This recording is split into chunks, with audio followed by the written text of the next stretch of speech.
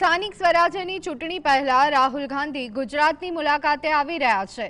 23 માર્ચે રાહુલ ગાંધી વડોદરા આવશે। આદિવાસી વિસ્તારોના પ્રશ્ન મુદ્દે ચર્ચા કરશે। વડોદરાની રાહુલ ગાંધીની મુલાકાતથી કોંગ્રેસ આદિવાસી અધિકાર સંવિધાન સંમેલન સાથે આંદોલનનું રણશીંગું ફૂંકશે। રાહુલ ગાંધીના પ્રવાસને લઈ અને અમિત ચાવડાએ કહ્યું કે કોંગ્રેસ જળ, જંગલ અને જમીનનો અધિકાર આપ્યો છે, પરંતુ ડબલ એન્જિન સરકાર આપી રહી નથી।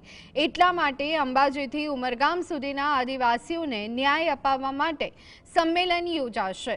આ સંમેલનમાં આદિવાસીઓ માટે થનારી ચર્ચાનો અહેવાલ તૈયાર કરવામાં આવશે।